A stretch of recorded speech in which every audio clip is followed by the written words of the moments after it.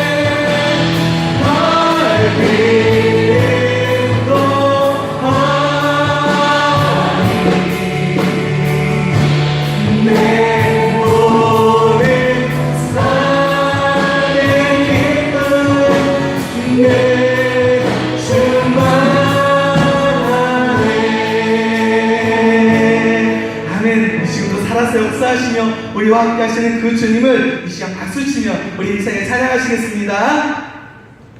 지금 주시는 하나님의 말씀은 마가복음 10장 17절에서 27절까지의 말씀입니다. 마가복음 10장 17절에서 27절까지의 말씀입니다.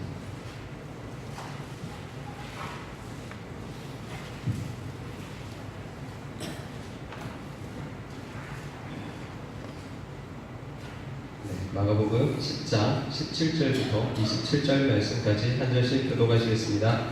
예수께서 길에 나가실새 한 사람이 달려와서 무릎 꿇어 앉아 묻자오되 선한 선생님이여 내가 무엇을 하여야 영생을 얻으리이까?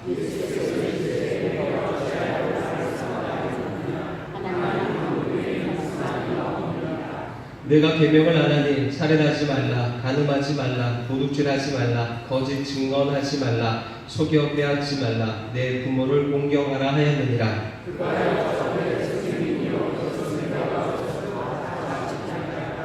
예수께서 그를 보시고 사랑하사 이르시되 내게 아직도 한 가지 부족한 것이 있으니 가서 내게 있는 것을 다 팔아 가난한 자들에게 주라. 그리하면 하늘에서 보화가 내게 있으리라. 그리고 와서 나를 따르라 하시니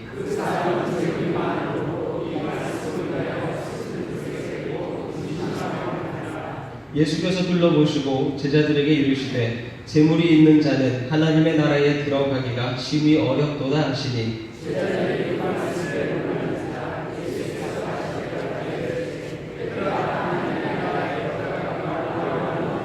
낙타가 바늘 귀로 나가는 것이 부자가 하나님의 나라에 들어가는 것보다 쉬우니라 하시니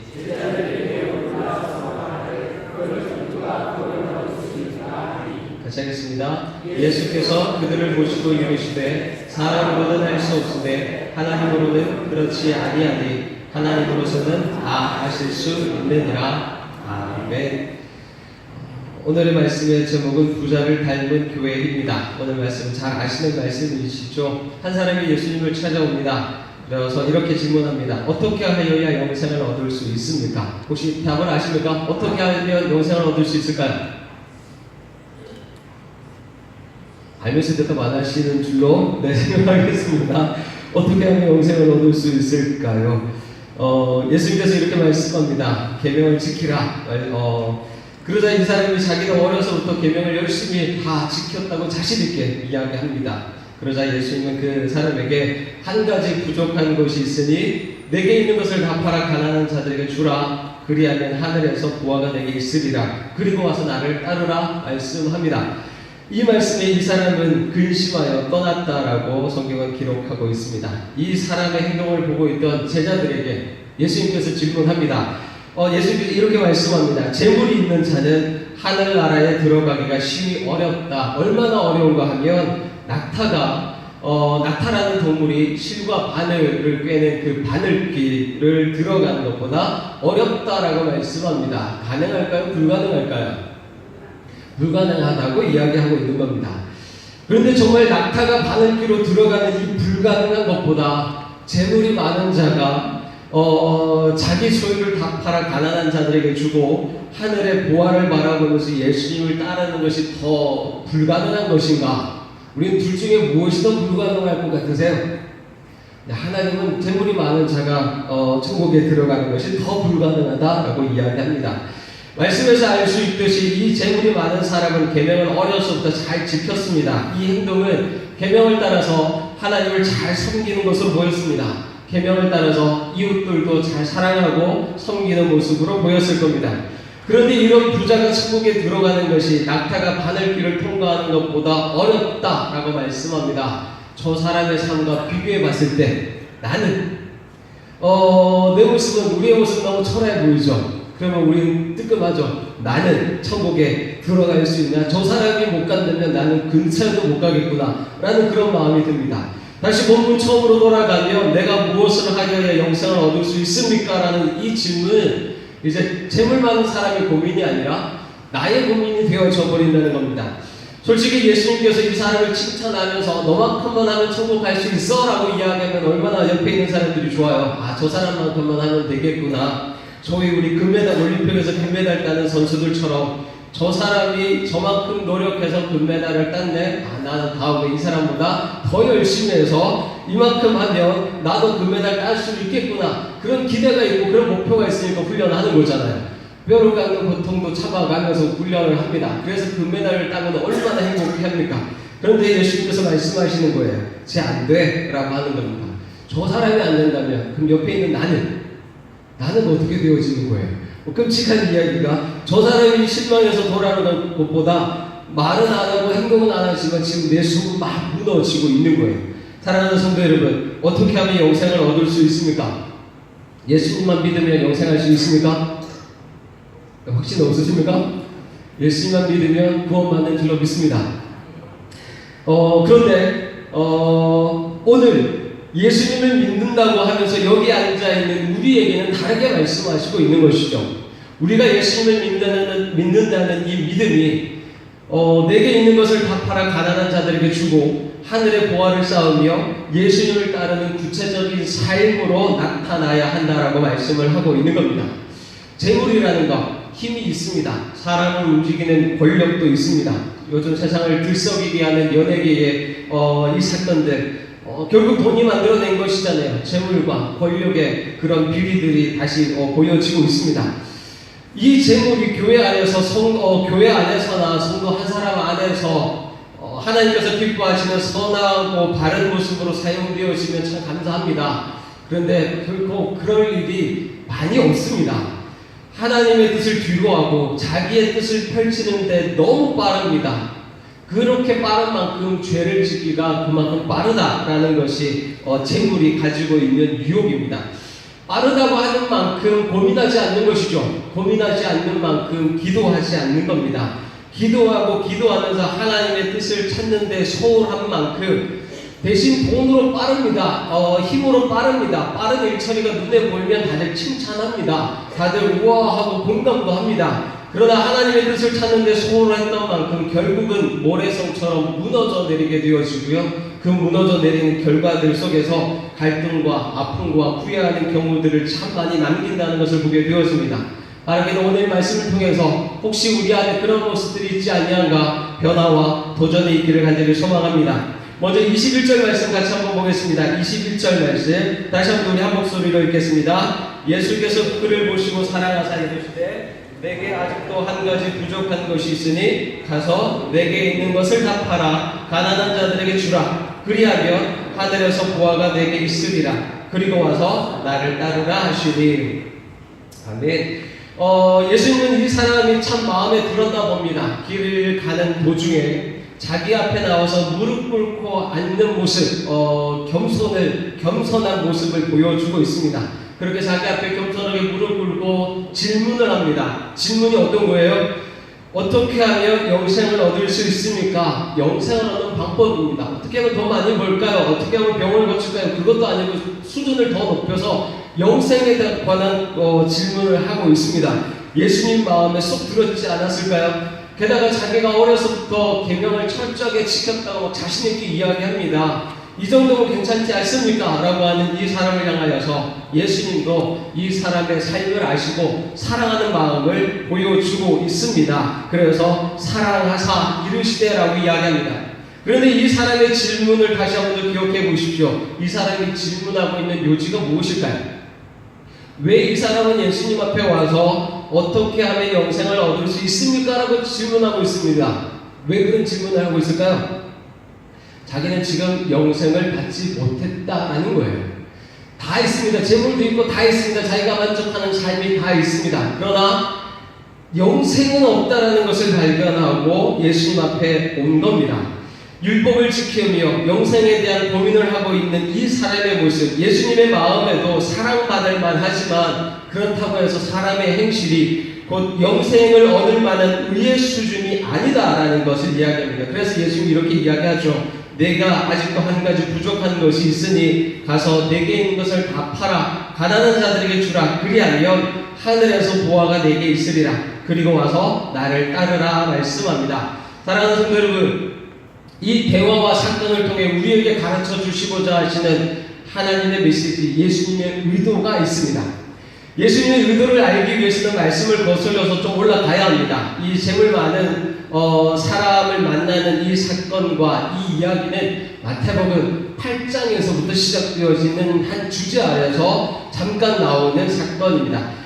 마가복음 8장에서 무슨 사건들이 나오는지 간략하게 말씀을 드리면요. 마가복음 8장에 우리가 잘 아는 떡 7개와 생선 2마리를 가지고 4,000명을 먹이신 사건이 나옵니다. 설명은 따로 안 드려도 다 아시겠죠? 머릿속에 막 다 지나가고 있을 겁니다. 제자들이 남은 떡 안 가지고 온 것을 가지고 막 수군거리고 있을 때에 8장 18절 말씀해 보시면 너희가 눈이 있어도 보지 못하며 귀가 있어도 듣지 못하느냐 또 기억하지 못하느냐라고 말씀을 합니다. 그러면서 이어져 나오는 사건이 소경의 눈을 보게 하는 사건입니다. 특별한 이 사건은 소경이 한 번에 눈을 뜬 것이 아니라 두 번에 걸쳐서 눈을 뜨게 되어진다는 거예요. 예수님이 능력이 없어서 눈을 두 번 뜨게 하셨을까요? 한 번에 못 고쳐졌을까요? 그렇지 않으시죠. 예수님은 의도가 있어서 이 소경의 눈을 두 번 고치시는 행위를 하고 있는 것을 보게 되었습니다. 이 치유 사건에 이 소경의 눈을 두 번 뜨게 하시는 이 사건의 의미는 눈 뜨고 보면서도 제대로 보지 못하고 깨닫지 못하는 제자들, 그런 유대인들을 향하여서 비유하고 있는 겁니다. 지금은 깨닫지 못하지만 나중에는 본질을 밝히 알게 되어질 것이라는 것을 암시하고 있습니다. 그러면서 실제적으로 예수님은 제자들에게 이렇게 질문합니다. 너희는 나를 누구라 하느냐? 제자들이 뭐라고 대답했을까요? 주는 그리스도시요 살아계신 하나님의 아들입니다. 자신에게 딱 얘기합니다. 칭찬받았죠. 근데 당시에 제자들이 예수님은 그리스도라는 그 참된 의미를 알고 고백했을까요? 모르고 고백했을까요? 모르고 고백합니다. 예수님의 인기, 예수님께서 병 고치는 기적, 예수님께서 행하시는 모든 표적들을 보니까 정말 예수님이 우리 왕이었으면 좋겠다. 이 예수라는 분이 예언된 메시아이면 좋겠다. 이 예수가 예언된 그리스도이면 좋겠다라는 그 마음으로 예수 당신은 그리스도이시요 하나님 아들입니다 라고 그렇게 이야기하는 겁니다. 이런 제자들을 향하여 예수님이 이렇게 말씀합니다. 누구든지 나를 따라오려거든 자기를 부인하고 자기 십자가를 지고 나를 따를 것이니라. 누구든지 자기 목숨을 구원하고자 하면 잃을 것이요 누구든지 나와 복음을 위하여 자기 목숨을 잃으면 구원하리라 라고 말씀합니다. 예수님의 인기와 따르는 무리들을 보면서 제자들이 꿈꾸는 것이 무엇이었을까요? 예수님을 이렇게 자기를 부인하고 십자가 지고 따를 것을 꿈꿨을까요? 제자들은 그렇게 꿈꾸지 않습니다. 오히려 예수님 때문에 내가 얼마나 높아질 수 있을까? 제자들이 꿈꾸는 그런 겁니다. 예수님께서 그렇게 말씀하시고 실제적으로 예수님을 따르는 것이 무엇인지를 보여주는 사건이 9장의 변화산 사건입니다. 모세와 엘리야 사이에서 변화되어지는 그 영광스러운 모습을 보여주시면서 내가 너에게 이루어가기를 원하는 하나님의 나라는 이런 거야 라고 다시 한 번 더 분명하게 보여주시는데도 불구하고 제자들은 무슨 말인지 깨닫지 못합니다. 자기들이 본 것조차도 무슨 의미인지도 알지 못합니다. 오히려 더 높아지기를 기대하고 있는 그런 모습들 속에서 예수님 또 가르쳐 주시죠. 첫째가 되고자 하면 뭇 사람의 끝이 되고 뭇 사람을 섬기는 자가 되어야 하리라. 계속해서 동일한 말씀을 합니다. 제자들은 어떤 삶을 보여줄까요? 변화되었을까요? 여전히 변화되지 않습니다. 중간에 사건 몇 가지는 시간 관계상 생략하고요. 그래서 오늘 재물이 많은 부자를 만난 사건이 기록되어진 이후에 10장 33절 말씀 한번 보시죠. 10장 33절에 이렇게 말씀합니다. 보라 우리가 예루살렘에 올라가노니 인자가 대제사장들과 서기관들에게 넘겨지매 그들이 죽이기로 교리하고 이방인들에게 넘겨주겠고 다시 한번 십자가에 죽으실 것을 예고합니다. 그러나 37절 말씀해 보시면 여짜오되 주의 영광 중에서 우리를 하나는 주의 우편에 하나는 주의 좌편에 앉게 하여 주옵소서. 여전히 제자들은 변화되어지지 않습니다. 그래서 42절, 45절 말씀에 예수님께서 또 이렇게 말씀하시는 거죠.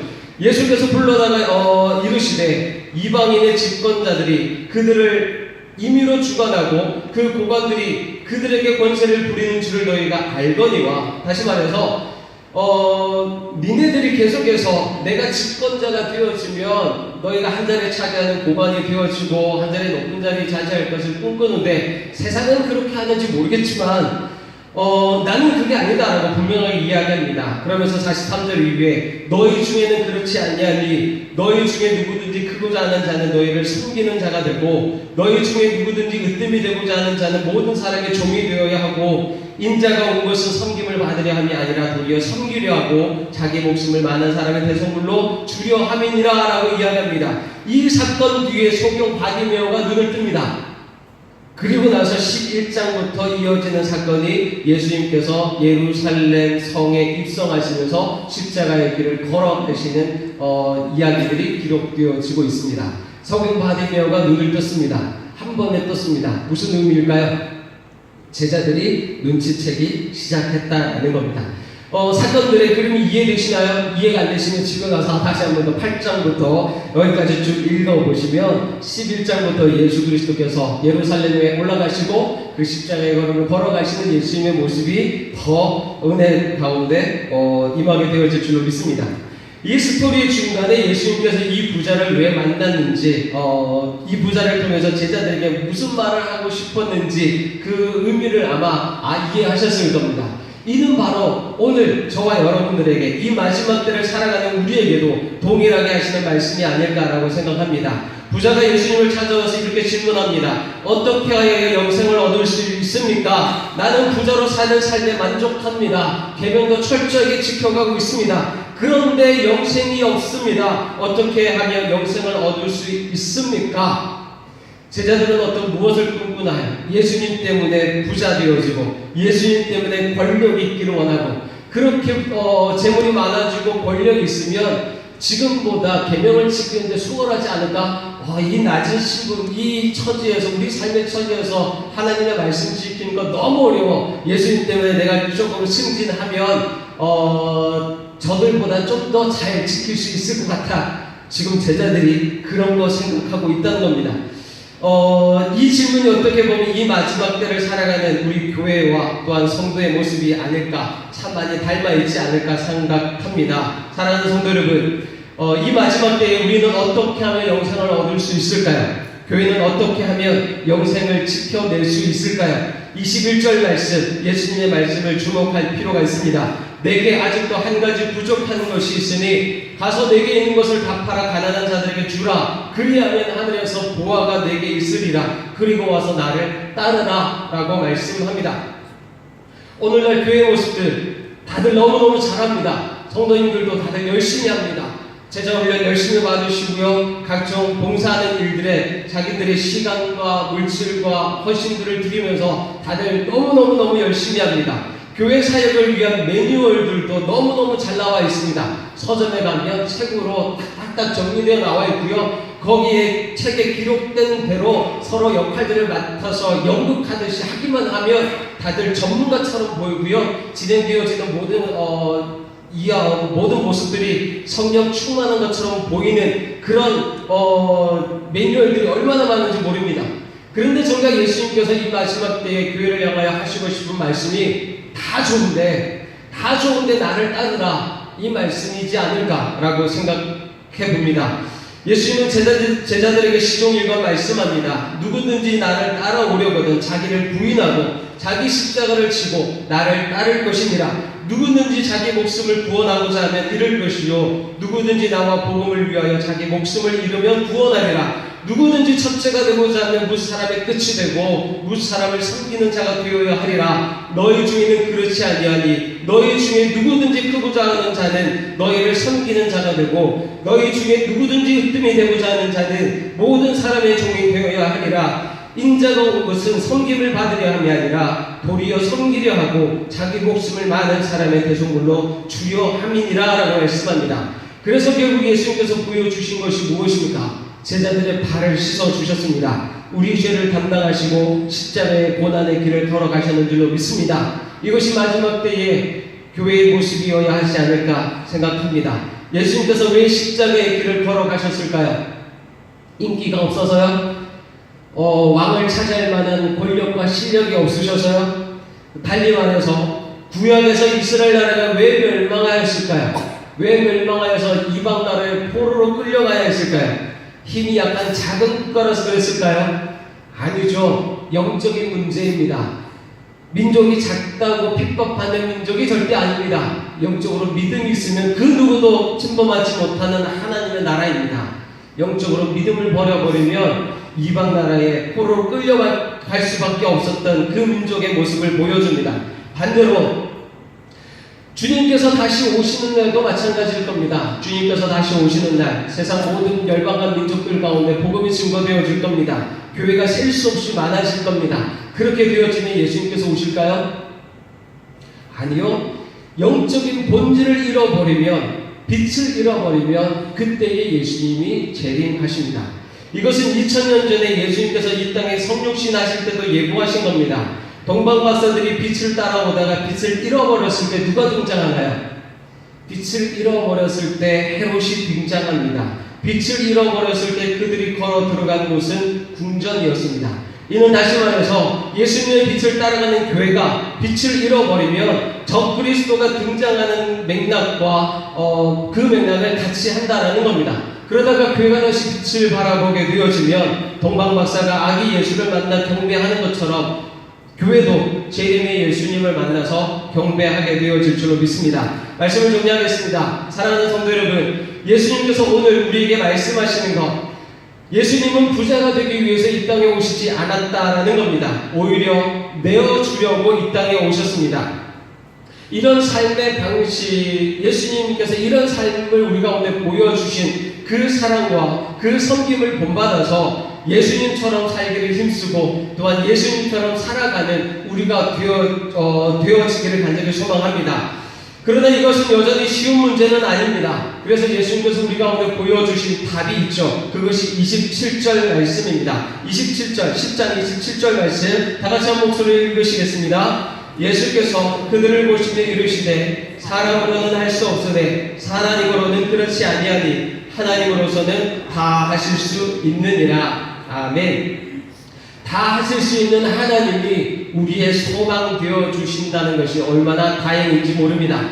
그러나 회개는 분명히 우리 가운데 있어야 할 우리의 책임이요 수고이어야 할 줄로 믿습니다. 하나님과 세상 사이에서 예수님처럼 다리 역할을 해야 함에도 불구하고 오히려 중간에서 축복을 재어놓고 있습니다. 영광을 가로채서 재어놓고 있습니다. 그래서 기득권을 쌓아 올려놓고 그 안에 안주하고 있는 이 부유함이 바로 우리가 회개해야 할 우리의 모습인 줄로 믿습니다. 동방박사는 빛을 잃고 당연한 세상의 이치와 논리를 따라서 궁전으로 들어갑니다. 궁전으로 들어갔다가 화를 불러옵니다. 예수님을 따르는 제자들 무엇을 꿈꾸고 있습니까? 예수님이 왕이 되어지면 출세할 것을, 권세를 잡을 것을 꿈꾸고 있습니다. 그 꿈이 이루어지면 안 된다라는 것이죠.